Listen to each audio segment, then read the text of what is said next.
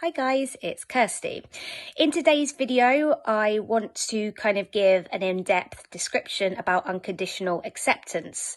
And that would include kind of an overview of unconditional life, self, and other acceptance. But before I go into that, I would like to ask, please do subscribe by clicking on the subscribe button below in order to stay up to date with new videos as they're released. So you will have noticed if you've watched other videos on this channel that we refer to unconditional acceptance a lot. Whether we refer to unconditional life, self or other acceptance, basically the principle of it is the same in that we acknowledge, things that are imperfect in our self life and others. We acknowledge it, but we don't have to kind of resist against it. We can continue to aim to improve these things, whether that's in ourselves or in influencing the behavior of others, perhaps, or things in our life. But we don't emotionally disturb ourselves if we are unable to make changes for the better in terms of making things more how we would want them. So if you've seen the recommended OCD recovery reading list, you'll see that two of the books that are recommended are by Albert Ellis, who was the founder of Rational Emotive Behavioural Therapy, REBT. And one of the major principles in REBT is aiming to kind of reach a point of unconditional acceptance, whether that is of self, life or others. And that is with a view to be able to reduce our emotional suffering. So reduce feelings that we may kind of give ourselves that cause us to act against our own best interests. For example, anxiety, depression or rage. Given that, these feelings can make us act out or, do things that we might regret or avoid things, not move forward in our life the way we would like to. So I want to give kind of some overviews in regards to how unconditional self, life and other acceptance differ from each other. I want to kind of talk about acceptance generally. I want to discuss what it looks like and what it doesn't look like. I want to briefly touch on the difference between acceptance and agreement, because this is something that people who are working on their OCD recovery will quite often question. And I want to obviously talk about how this is relevant for OCD recovery and anxiety recovery. So firstly, I will begin by discussing the three different types of acceptance, unconditional acceptance. So I did a video recently about unconditional life acceptance, as did Oliver. So if you want to learn more about that in more detail, please do watch those videos as well. But as a bit of an overview, unconditional life acceptance basically means that if we have that, we are acknowledging kind of any sort of unfavourable or unpleasant life conditions that there may be existing at the moment. We're acknowledging it. And we may try to improve it, but it's a preference to improve those circumstances rather than a demand or a need for those circumstances not to be the case. So, for example, with OCD kind of suffering, we can work towards our recovery, continue working towards our recovery. We feel, sad sometimes that we have OCD. We feel frustrated with it sometimes. Obviously, we would choose, if we had the choice, to have a brain without OCD. But this is the brain we have. So we acknowledge we have OCD and it's caused us suffering, maybe some losses in our life, maybe lost relationships or jobs or something as a result. But we continue to work towards recovery as well, because we've heard that recovery is possible and that there's a, potentially better life waiting for us. And this is unconditional life, example of unconditional life acceptance. If one didn't have unconditional life acceptance when it comes to OCD, they may just feel sorry for themselves all day, stay in bed all day, or just smash things up in fits of rage, which basically can kind of and understandably as well, because it is very frustrating, OCD to say the least, but it's essentially acting out of their own best interest because they have OCD, rather than focusing on what they need to do to kind of recover. So that's an example of that, making the best of the life that we have, rather than using the time we do have on this earth feeling angry or depressed and not getting out of bed, or indeed highly anxious, so anxious you refuse to leave the house. Unconditional self-acceptance refers to, again, acknowledging parts of ourselves which we maybe don't particularly like and we'd rather weren't parts of ourselves, whilst still, if we want to, working towards improving those things. But again, it's a preference to improve those things about ourselves, whether that's, our reactions to things or our behaviours or something. But when we don't have unconditional self-acceptance, we're saying, I must be this way, I must not be this way. If not, I'm a horrible person, and you completely write yourself off if you don't fall in line with those strict rules about, exactly how you must or should be. So with unconditional acceptance, you also can choose to look at yourself as a human being who is capable of both good and bad acts, and seeing that just because a human being does bad acts doesn't make them incapable of good acts as well. So therefore, they aren't a bad person. So it's kind of letting go of labeling yourself as good or bad. And then the same applies for unconditional other acceptance. It's kind of projecting these, not projecting our musts and demands on other people and their behaviours and their beliefs as well. You'd prefer somebody to maybe have the same beliefs as yours, and prefer for them to, act in the best interests of society, so that everybody can be harmonious, but you don't demand that of them, and you don't say that it absolutely must be this way, otherwise they're a terrible, horrible person. Basically, you might not be able to accept all of their acts and all of their beliefs, but you can accept them as a person, and that's what unconditional other acceptance means. It means acknowledging that they're a person of a certain degree of value simply by being a human, and they are capable of both good and bad behaviours. So it's choosing not to label that person as good or bad, as we choose to not label ourselves as good or bad. So in terms of unconditional self and other acceptance, if we don't have that, then again we could act against our own best interests. So for example, if we don't have unconditional self-acceptance, then maybe we'll hold ourselves back from going for new jobs and new things in our life, because we can't accept ourselves if we fail, and then we won't even take risks where there is a chance that we might fail.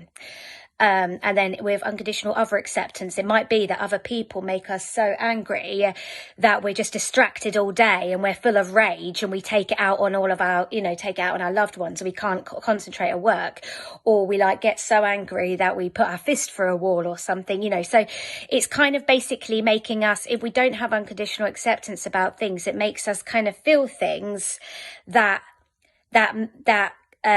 distract us or make it harder for us to kind of go about our days and do the things that we actually want to do. And it makes us feel, experience what Albert Ellis refers to in the books in the book Stubbornly Refuse to Make Yourself Miserable About Anything and The Myth of Self-Esteem, as emotional disturbances. And when he talks about emotional disturbances, he's referring to mostly, as I said, could be rage, flying off the handle, depression, completely being down on yourself and life and thinking everything's unfair and it should be different, or, I should be better, and feeling the exhausting effects of depression, or anxiety, where we don't want to leave the house or we don't want to take risks, or, again, it's sort of not being able to focus on things. So in terms of why unconditional acceptance is relevant for OCD, so not just relevant for OCD, but other mental health conditions, but I want to talk about why it's relevant for OCD. So firstly, I did mention that if somebody isn't accepting that they have OCD and thinks it's completely unfair, they shouldn't have to deal with it, it's making them really angry, it's making them feel depressed, it's making them feel anxious, they don't have unconditional life acceptance because they're not accepting the fact that they have OCD. So if you can't accept the fact that you have OCD, firstly, you can't do the things that need to do to focus on your recovery. You could feel resentful of other people, and this could damage your relationships. And then you could feel extreme anxiety when you have any kind of OCD symptoms, even if it's not necessarily about the subject of the OCD, even if it maybe is just a thought that crops up, which still feels a bit intrusive and it's something ridiculous. It could give you anxiety because you're afraid of OCD itself. So, firstly, that's one way that unconditional acceptance can help us with our OCD recovery. Secondly, also, with OCD, we know that we have the obsessions, but it's the compulsions that keep us locked in the cycle because we're reacting to the obsession with a compulsive act to try and get to the bottom of, whether the obsession is true or to prove the obsession wrong or to stop this thing happening. The compulsion that we're doing is driven by a fear. We're afraid of the worst case scenario, whatever that might mean to us in terms of our particular thought or theme.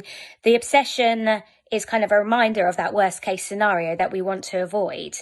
And because we can't possibly accept ourselves or life or maybe others, if this worst case scenario is true, we do a compulsion in order to try to eliminate risks and chances of this feared scenario being true. And this compulsion is what tells our brain, yeah, this is terrible, this is really bad, keep it coming. And that's obviously what keeps us in the kind of obsessing loop and keeps the anxiety going. So if we are able to accept the maybe 1 in 100 or maybe 1 in 1,000 or 1 in 1,000,000 chance, whatever it might be, that our feared scenario may be real or true. If we can just accept, we can accept, okay, maybe there is a chance this thing is real, but I can continue going on with my life and take that risk, even if it's, tiny risk. If we can do that, then we're better able to accept the uncertainty and not engage with the thoughts and not engage with compulsive acts, thinking, whatever it may be. And obviously then if we can do that, then it reduces the need for our brain to keep throwing up the obsessions, and it can help pull us away from the kind of fear cycle. So what really unconditional acceptance is taking kind of, what the feared scenario, the worst case scenario may be in regards to what the obsession means to us. And we want to start reducing our fear of it so that we can say, obviously, we don't want that to be the case. And we will, obviously we want to work towards being the best person we can be, living the best life we can have.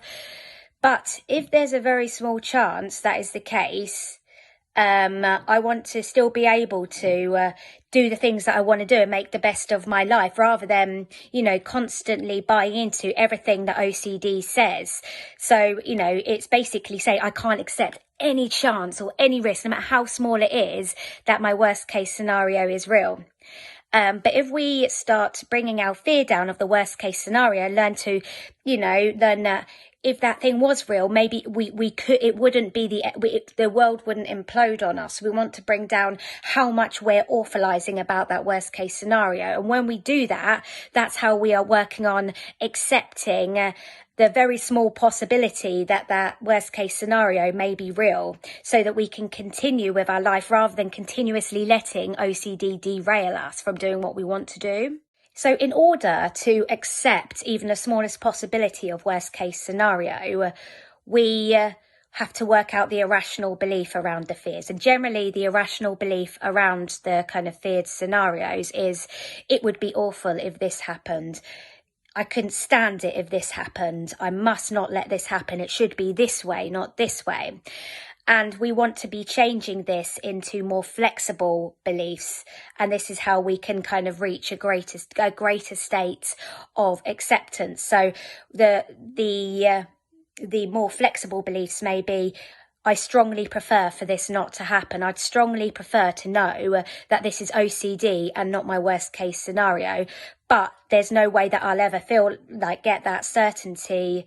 So as uncomfortable as it may be, I can accept this small chance and take this risk, even though it feels big for me.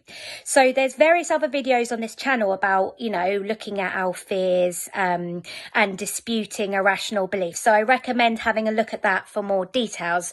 I'm not going to go into too much detail about the act of kind of disputing itself, because it's very, very detailed, and I do want to keep this I don't want to stray from the topic of acceptance. But please do check out some of the other videos about disputing our irrational beliefs. But simply here, I wanted to just make it sort of the definition, I suppose, discuss the link between, our irrational beliefs, our fears, and acceptance. Because if we can change our irrational beliefs into more rational beliefs, then we can better accept, the possibility of our worst case scenario, and therefore better accept uncertainty and not engage with our obsessions as much. So what I wanted to talk about is, if we start working towards unconditional acceptance, whether that's life, self, or others, I want to talk about what that means, what it might look like, and what it doesn't look like. So what I want to be clear about is in order to manage expectations, whilst we are working towards unconditional acceptance in order to bring down our emotional suffering, in terms of emotional disturbances, as I mentioned, rage, depression, or anxiety, for example, which might make us act in a way that derails us from our kind of goals. What we aren't aiming to do and can't do, because we're human beings, is eliminate all unpleasant emotions. So emotions such as, sadness or irritation or frustration are normal everyday emotions that we feel. And unfortunately, we can't avoid these emotions. It's the act of avoiding these emotions that leads us to, cover them with feelings like rage or anxiety, because we're trying to avoid maybe feeling sad or something. So what we aren't doing is eliminating all unpleasant human emotions. In order to feel jolly one day or content or calm and one day, and recognize that we need to have had other days maybe when we don't feel like that, and that's just not realistic that we would go for our life never to feel sad, because when we develop human connections and those connections are lost, it can be sad. Situations that aren't going our way can be frustrating, but what we want to work on is that sadness not developing into depression, or for that irritation or frustration not kind of escalating into rage. So that's one thing that acceptance doesn't look like. It's not no feelings at all. Another thing that it's not is not caring about stuff. You don't, just because you work on kind of unconditional self-acceptance, where you can kind of work on, whatever your feared thing about yourself might be, you can work on the, accepting the small chance that may be the case. That doesn't mean that you're saying, well, I don't care about morality anymore, or I don't care about my family anymore, or whatever it might be. You're not saying you don't care about stuff. You're saying it's a very strong preference to be a certain way, but you're not making demands, and you can accept living in a world that isn't completely how you think it should be, basically. So it's not indifference to things. Things will still upset you. For example, reading about animal abuse, I personally find deeply upsetting and quite frankly still a little bit disturbing. But I work on and I continue to have to remind myself to work on this, because it is difficult to accept people that do that, acknowledging that they obviously have some deep-seated issues and, things that maybe they may be lacking, and in terms of their feelings as a human being. So with that, I try to kind of accept these people that they must not be 100% well, to be honest, if they are capable of doing that. And that helps me to not feel complete and utter rage at this thing. What it doesn't eliminate for me, though, is sadness that this goes on. Sadness that any animal would be subjected to that, or that just that it happens. It makes me sad. But I work on the unconditional acceptance part of those people, bearing in mind that they're probably not very well, in order to reduce my rage, because if I feel rage, then maybe I'll be distracted all through the day, and every time, I'd feel angry with human beings generally, and then that affects my life. So that's kind of, you don't stop caring about things just because you work on unconditional acceptance, but you practice reducing the effect that you allow it to have on yourself and your life. And another thing that it doesn't look like, or it isn't, is acceptance isn't agreement. So by working on accepting worst case scenario, we're not saying, yes, this is the case, or we're not saying, yes, I want this to be the case, or anything like that. It's not agreement. Acceptance is a non-action. It's a non-resisting, and it's not pushing away. It's a state of being rather than an action. Whereas agreeing with something is kind of like an action, isn't it? It's saying yes. So if you're allowing a thought to be there, you're accepting it, you're just allowing it to be there. You're not saying it's true, it's not true. You're accepting it. So just because you're accepting and you're not pushing something away, it doesn't mean that you're saying you agree with it, it's 100% true, or that you want it to be true, and that you're indifferent to whether or not it's true. Even it can still mean I'd rather it wasn't true. I'd rather this thing about me or my life or that person wasn't true, but if it is true, I could accept it. And similarly with unconditional self-acceptance, whilst we want to work on accepting ourselves, flaws and all, it doesn't mean that we don't want to continue to kind of maybe work on the things about us that are not as helpful or that we don't like as much. But what we want is that to be a preference, that we improve these things rather than an out and out demand. And for us to be able to say, I won't write myself off as a person if I can't improve this thing. It's not, the acceptance part isn't being complacent or saying, F it, this is just me now, or it's not letting yourself off the hook necessarily for if you've, behaved in a kind of, maybe if you've behaved in a way that kind of goes against how you'd want to behave, you can still work on trying to not do that going forwards. It's not letting yourself, it's not saying, oh, I'll just do whatever I want then. And it's nothing, that's black and white. It's not that. But it's, we can work on being a certain way and work on improving ourselves and our lives, without making it a demand that it must be improved or else it's awful, I couldn't stand it. We want to be able to say, I can stand it either way, but I'm gonna try and make things the best I can. So I've talked about the three different types of unconditional acceptance, giving some examples. I've talked about the relationship with OCD recovery. I've talked about what unconditional acceptance isn't. But what I also just wanted to do lastly is to offer some tips. And so, like I said, I'm not going to go into the details about disputing because there are other videos surrounding that, but there will be disputing involved in order to authorize how you stop authorizing your worst case scenario and show yourself that you truly could stand it. So one of the tips that I want to offer is to look around at other people and that see that they can accept their circumstances or their life. And so therefore, it's possible that you can that you're able to kind of accept yourself or your life circumstances. The next thing I suggest is, compassion is a big part of this, particularly of unconditional self-acceptance, seeing that people act in a certain way, maybe people act out or something because they're suffering, and seeing that in yourself and also seeing it in others. Compassion is a huge part of unconditional other acceptance as well, and it can really help bring down, feelings of rage, and injustice when you feel like you've been treated unfairly, when you kind of look at things from that person's perspective and look at the fact that they will have some suffering in their life, and you can develop a bit of compassion for them. And also just remember that every time when you start working on sort of the acceptance piece, every time you do a compulsion, whether that's you do a physical compulsion or you choose to engage mentally, you're showing your brain that you're not accepting. So just remember that. Let's just think twice before you do a compulsion next time. Even if you haven't had a chance to do much kind of working on the acceptance bit, just remember that you're showing your brain that you're not accepting. And then lastly, the other point that I wanted to mention is sometimes acceptance means accepting that you can't accept on that particular day.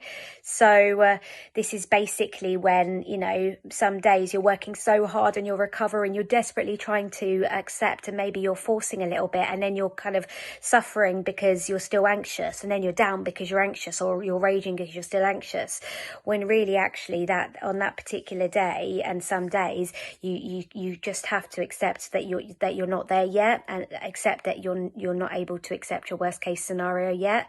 So essentially what I'm saying is you're accepting not being able to accept sometimes. And Albert Ellis refers to this as basically adding on another layer of emotional disturbance onto the original emotional disturbance. So if the original emotional disturbance is anxiety over your feared scenario that keeps you in the OCD loop, and you're working hard on this but you're struggling to bring the anxiety down, then you feel really down about it, or you're raging, then you've added another layer, and that takes you even further away from working on kind of the main problem. So some days, you know, you're still anxious, and you do a little bit on your recovery and you're still anxious. Well, you know, you don't have to overdo it. You can't force acceptance, because again, that's a resistance if you're forcing acceptance, because you're pushing yourself to accept this thing because you desperately want to get rid of all of the, you know, the symptoms of OCD, the anxiety feelings and all of that. And that resistance is what will keep it still going, because that's not acceptance, because it's an action. You're trying too hard. And whereas acceptance is kind of a letting it be sort of state. So we've got there's other videos available on this channel about, you know, when you're sort of have a fear of not recovering and forcing acceptance, and how it's counterintuitive. Or counterproductive, sorry. So that goes into more detail about that. But I think it's a very important thing that needed to be mentioned on this video, is that, you know, in the meantime, while you're working on acceptance, sometimes accept that you can't accept. But that doesn't mean you don't stop trying again. So that's the principle here. It's like, you're not saying I must accept. I strongly prefer to accept, rather than it would be awful if I didn't. So I hope this video has been helpful in terms of talking about acceptance and the various kind of maybe misconceptions about it. Those misconceptions are discussed in various other videos on this channel, so there's a playlist actually about acceptance, so I recommend having kind of a dig into that. But this video kind of I've tried to summarize the various points about acceptance and discuss some of the misconceptions about it. So I hope it has been helpful. Thank you very much for watching, and do take care. Bye.